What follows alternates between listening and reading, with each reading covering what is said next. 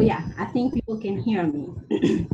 So like I was saying, I'm saying hello, I'm from Kigali now, talking to you from Kigali. And I would like to thank everyone for attending this webinar. So we are thrilled to share the story of this launch of the largest trial of group pregnancy care ever conducted. So we will answer your questions at the end, so feel free to post your questions. Next.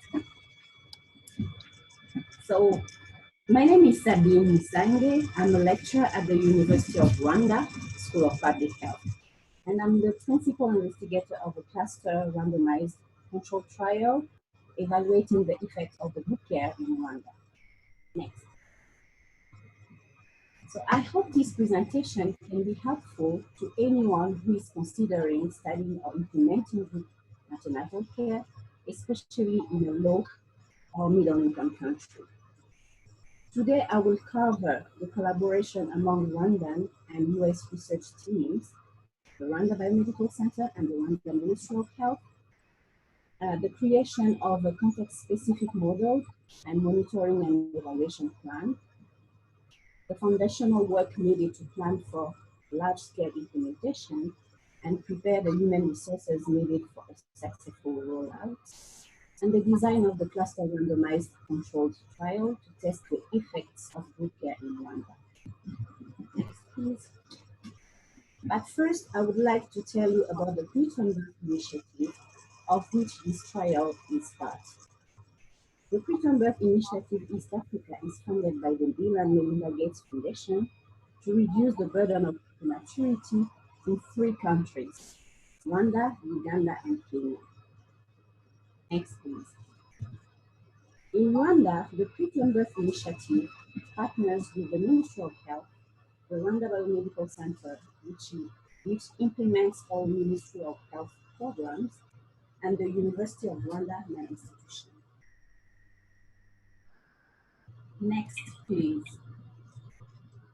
So in Rwanda, we don't have perfect data to define the preterm birth rate. So we started with an estimate from the AV penny scale, which is about 10%. So we wanted to improve the quality of antenatal care, or ANC, and its uptake. So we decided to test a clinical intervention or a health systems delivery change specific to ANC that might decrease the preterm birth rate in Rwanda. Next, please. Then we asked ourselves, how can we redesign antenatal and postnatal care delivery to improve outcomes for women and newborns? Next, please. Okay, I think there is no noise, so let me just, I will speak closer to the laptop. So in Rwanda, all routine ANC is delivered at the primary health center, just like this one that you are seeing on the photo. And there is 466 of them in the country. Next, please. So after considering many possible interventions, we decided to test group antenatal care, or GANC, in our context. Just in case, if you are not familiar with GANC, it's an alternative way of providing all ANC services each pregnant mother needs, in which mothers are organized into groups that meet repeatedly over the course of pregnancy and sometimes after birth. Next, please. So each session includes the following components: a clinical assessment, the participatory learning activities, and peer support. Next, please. Why did we choose this intervention?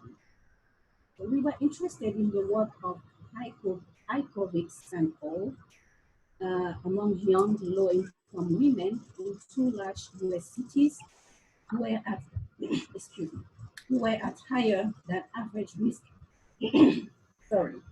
So who were at higher than average risk for poor perinatal outcomes based on their basic demographics.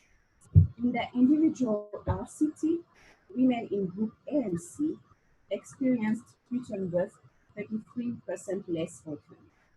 Then we ask ourselves, could group A and C increase gestational age at birth in Rwanda? Next.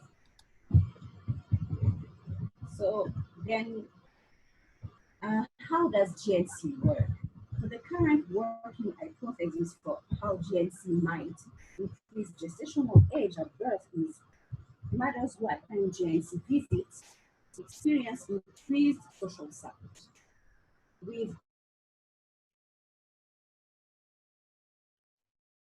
increased social support, they experience less stress may result in increased cervical treatments, meaning the hormones that may be reduced when because the cascade of labor doesn't 7 repeated weeks and with a birth weight higher than 2,500 grams.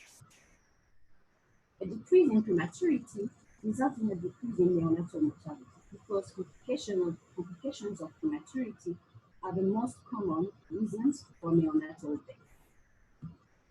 Next, please. Next, please. Okay. So we designed a cluster randomized controlled trial to test the effects of GNC at the facility level. Because gestational age at birth is our primary outcome, and we want to be able to detect at least 20% reduction in preterm birth, the sample size must be very large. So we have over 10,000 mother newborn diets.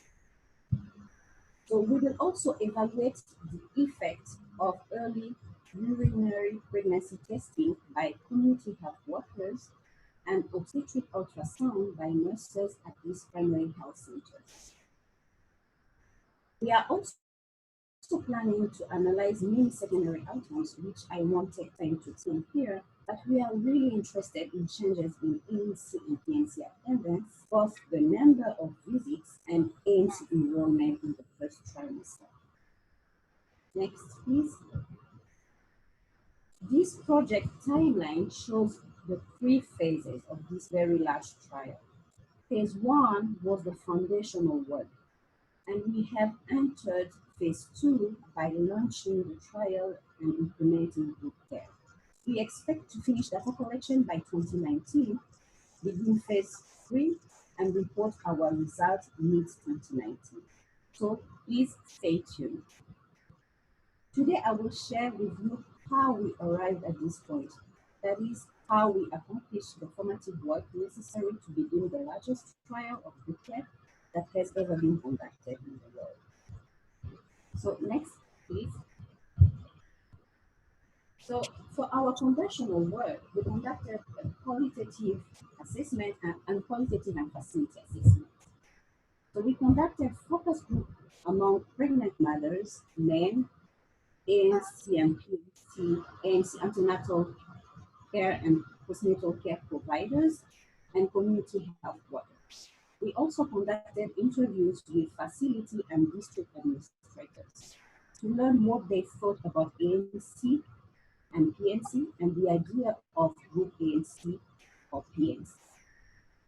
So we also conducted a facility assessment of 50 primary health centers and 6 district hospitals to assess availability and quality of care, learn which ones to be included in the trial, and how to match them as pairs for the CRCT. Next, please. So next, a technical working group of 10 Rwandan stakeholders was formed and joined by a group antenatal care technical expert from outside Rwanda. Their task was to define a uniquely Rwanda group care model. And I will describe the process in more detail later. Next, please. In order to implement group care at such a large scale, we knew we would need many GNC facilitators. So we first developed 6 Rwandan group care master trainers And they in turn trained 3 nurses and 12 community health workers at each of the 18 intervention facilities to become GNC facilitators. And this is for a total of 54 nurses and 216 community health workers. Each training session was 3 days long, and the master trainers trained all these new facilitators in about 1 month. Next, please. So you may be asking yourself, what was the process for accomplishing these important tasks? So in order to explain the answer, I want to tell you a bit more about some fundamental principles of group pregnancy. Next. Group ANC replaces a woman's traditional ANC visits. The conceptual model of Group ANC is that 8 to 12 pregnant women and 2 co-facilitators form a circle. Next. In a literal sense, they sit in a circle. Every attempt is made to flatten hierarchies. All group members must feel equally valued, supported, heard, and trusted. In fact, the ideal group dynamic is one in which pregnant women speak more than the facilitators and all opinions are heard. Next, please. Everyone participates, even the shy ones. The group protects every member's confidential information. They share openly and they solve problems by consensus. In this way, all the women may have healthier pregnancy outcomes together than they would have achieved alone. This group process is enabled by the skills of the facilitators. Next.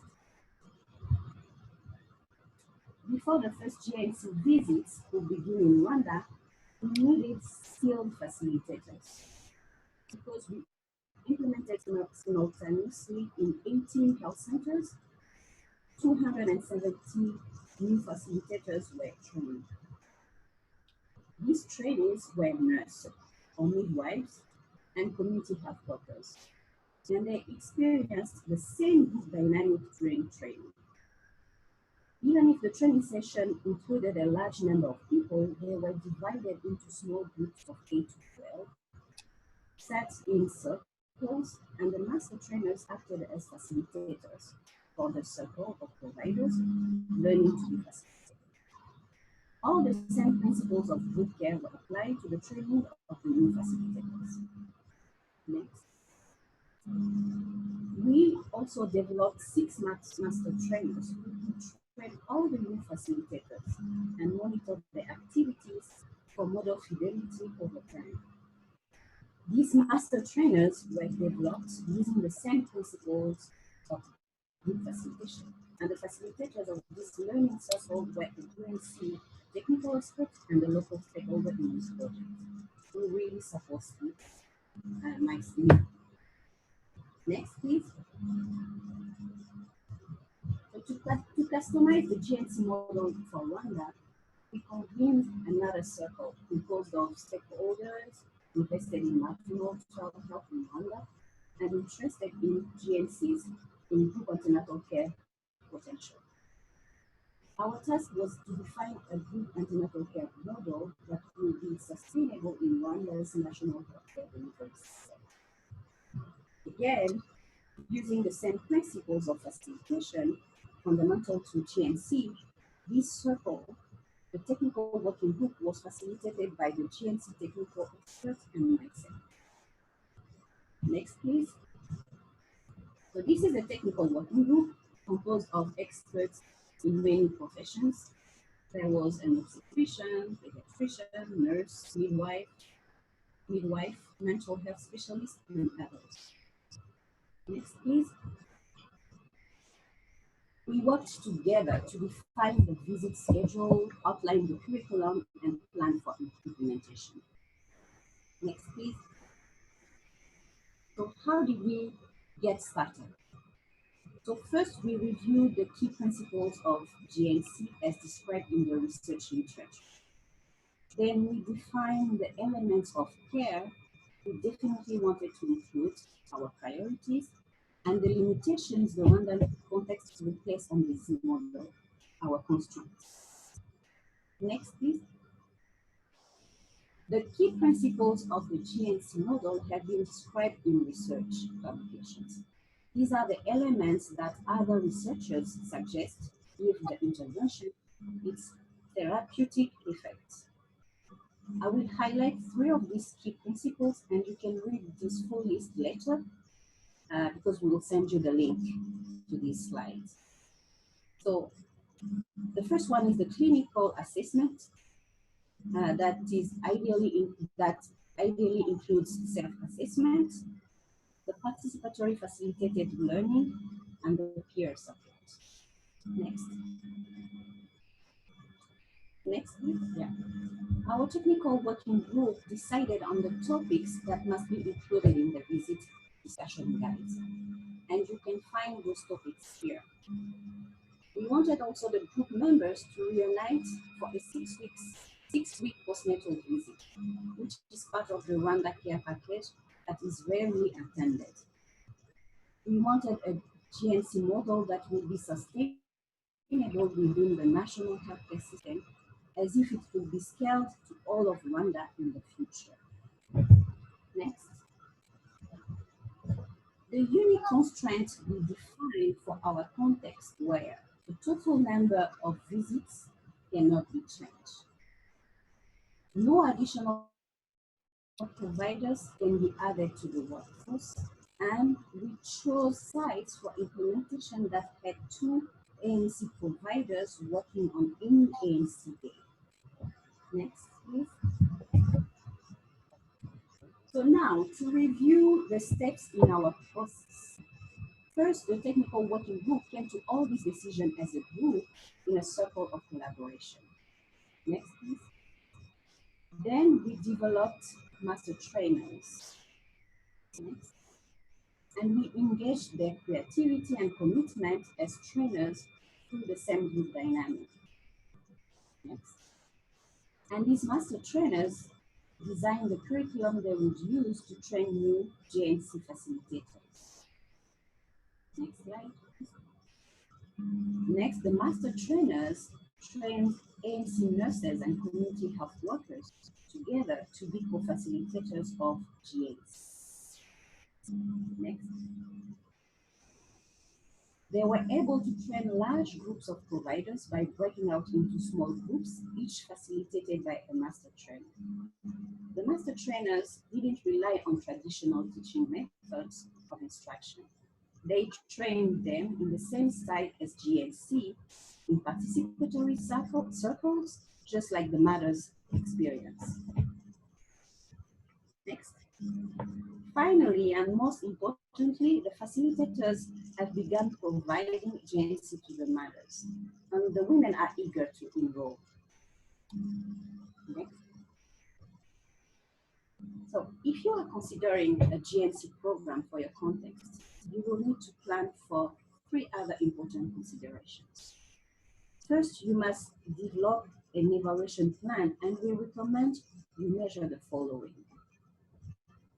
Key maternal and neonatal outcomes. For example, we will measure preterm birth, quality of care, that is tracking the content of ANC delivered, health service utilization, in this case, ANC and PNC attendance, uptake of healthy behaviors through a self-report survey, self-efficacy or health literacy, satisfaction with care, both for women and providers, impact of health on health system and service delivery, such as schedules, impact on other services and or flow of clients, cost and training needs.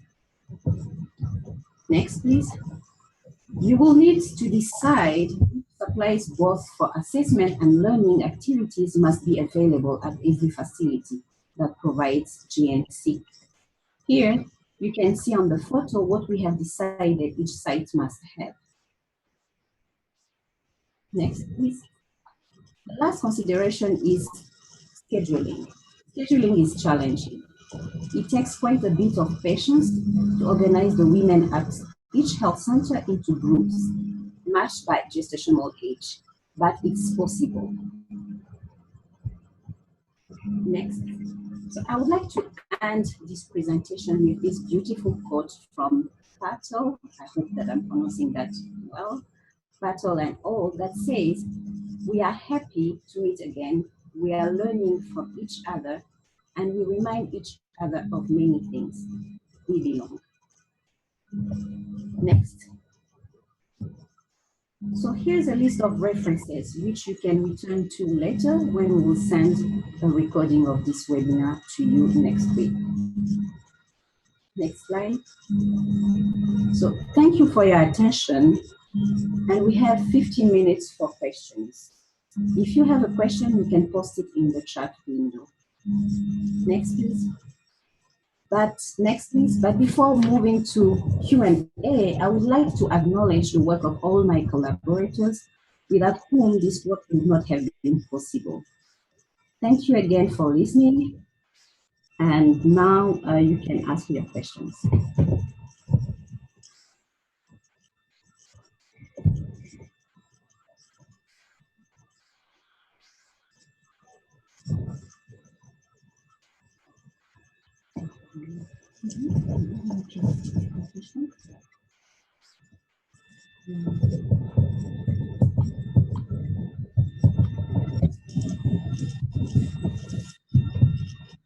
So yeah, so I'm looking at the questions. I have so many questions. So yeah, there is a question on strategies that we use to reduce hierarchies between ANC providers and the mothers.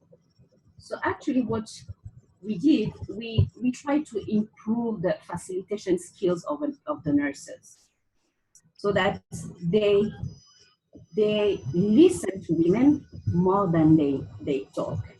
So they have to leave the floor to the pregnant women to talk and bring their problems or their own, share their experience, and they will just talk a little bit just to if there is something that is a discussion that is not in the right direction, and try to redirect it on the right path. But this was something that we worked on by improving facilitation skills and telling them to observe and support.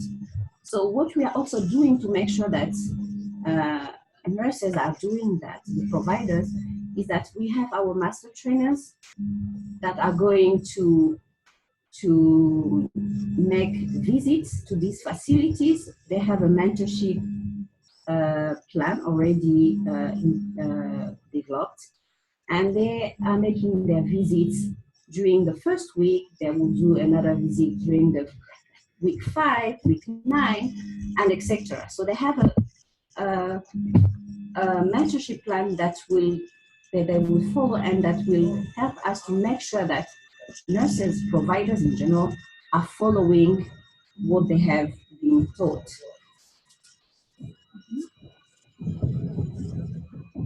So let me see. Okay. And the next question is, how did you make mothers' participation autonomy? How did you measure it? Yes, that's the question. So after each visit, the providers sit together and they complete a debrief form, just to go through the session and see what went well, what went wrong, how to improve that. So with this process,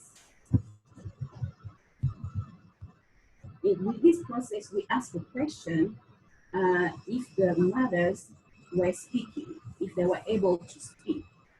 And looking at that, okay, because we started last month, we are going through the different debrief form, and we are able to see where we have some issues and make sure that we have a feedback for these providers. The other question is, what specific types of training are you implementing? what did you find most lacking in knowledge of the matters in regards to pre and postnatal care?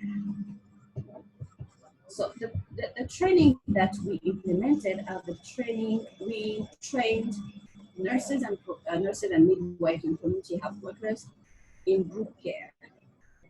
So we also conducted other trainings related to urinary pregnancy testing and ultrasound. And what did you find most lacking knowledge of the matter? So some, you know, for some matters, we did a qualitative before starting the trial.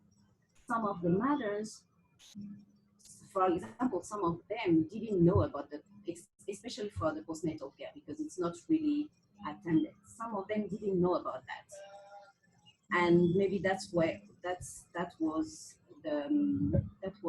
why they were not attending those sessions, services. But for antenatal care in Rwanda, we have this cultural belief where if you say too early that you are pregnant, then people can do something about your pregnancy. So this is the first barrier that we need to work on. But also some women don't understand why they should come 3 to 4 times. They feel like coming once is enough. That's why they came always. Most of them they come late towards the end of the pregnancy, and they don't feel that it's a problem. So I think we need also to work a lot on sensitizing women that if you come early, we are able to follow up with you, to follow your pregnancy and detect any complications as early as possible.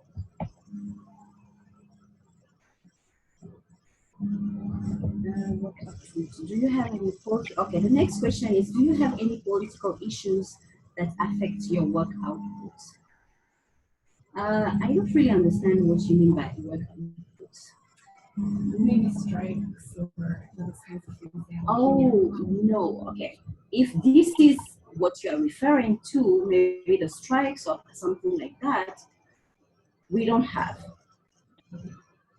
So, okay, we don't have up to now because I don't know what will happen in the future, but we don't have. So I'm very worried about stakeholder fatigue. What were factors that influence recruiting and efficiency of stakeholders with respect? Okay, so for the stakeholders that we involved in the technical working group, so these stakeholders are already part of the maternal and child health technical working group at the Ministry of Health. And what we did is that we first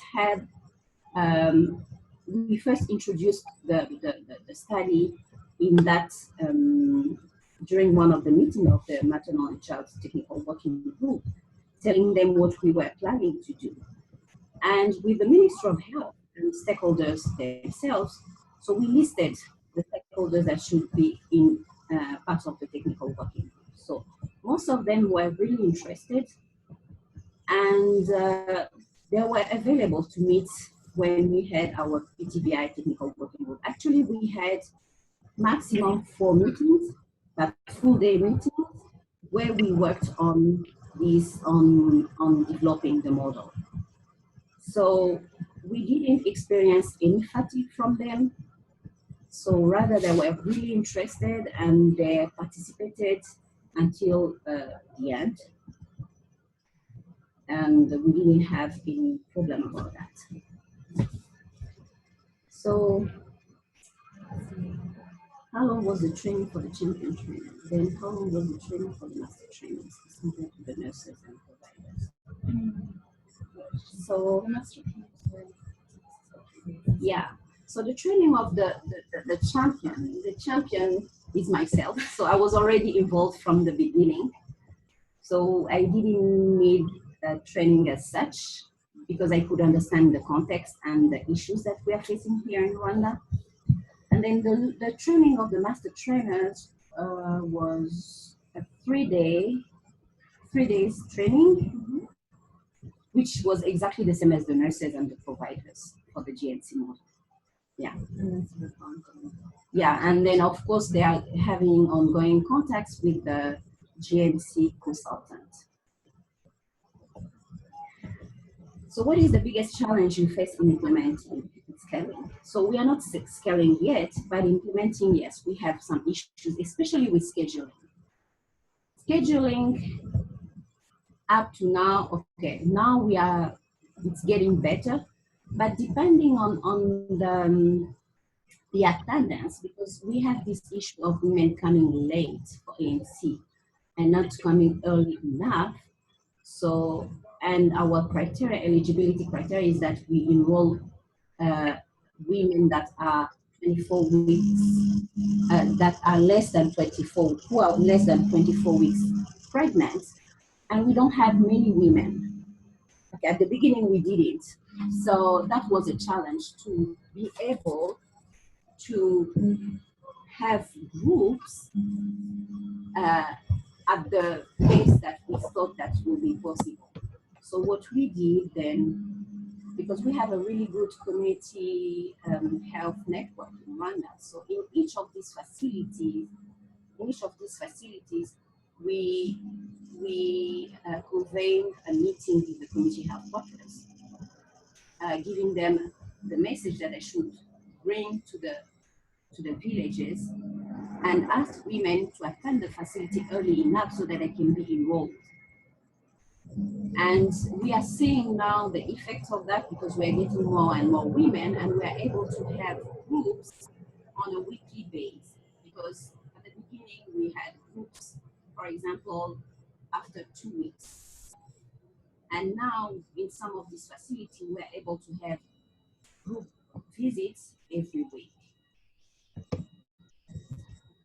Hi, my question for the presenter is this: from my experience, growth restricted term babies.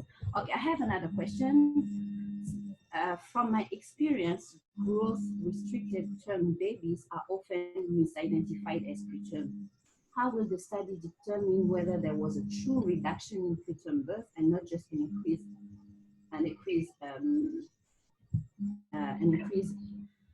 in birth weight?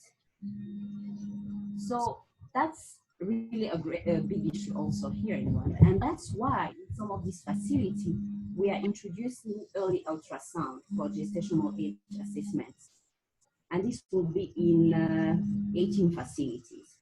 But also, something that we didn't present here is that we have also a data strengthening components, because we realized when we did our facility assessment that we had some issue of data quality, and that's why we developed a data strengthening training, to make sure that all these facilities are measuring gestational age the right way and are identifying preterm the same way.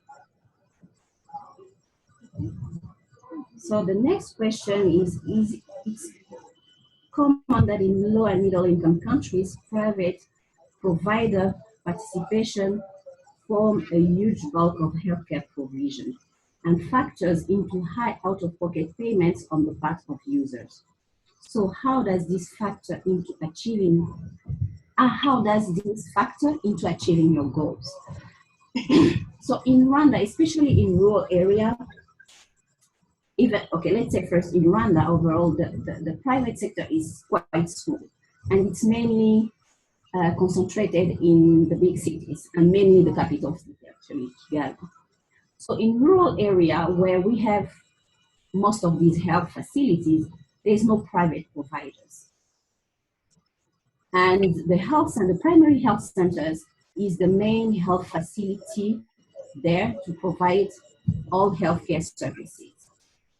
So about high out-of-pocket payments, in Rwanda, we have also this community-based health insurance, for which the coverage, if I'm not wrong, is around 70% currently. So many of these household, or let's say pregnant mothers, will have the the health insurance will be covered by this health insurance. But of course, we will always have cases where they don't have health insurance and somehow will be affected by this.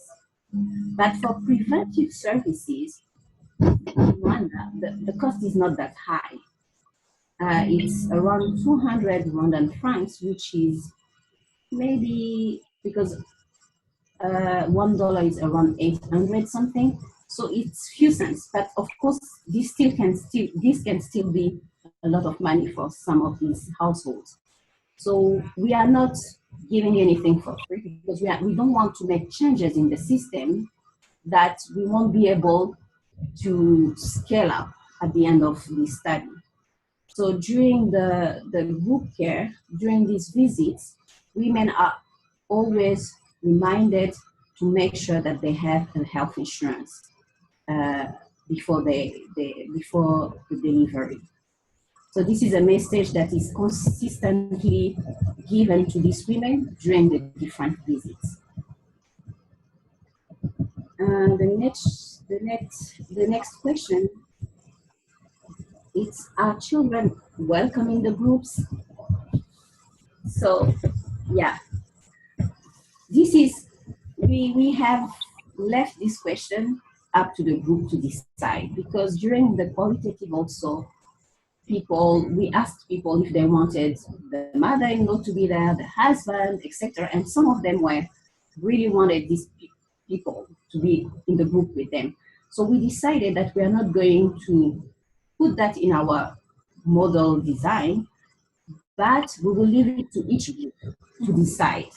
So during the first meeting, they discuss about all that, and they decide if yes or no they want the children or the husband or the mother-in-law to be present during the group meeting.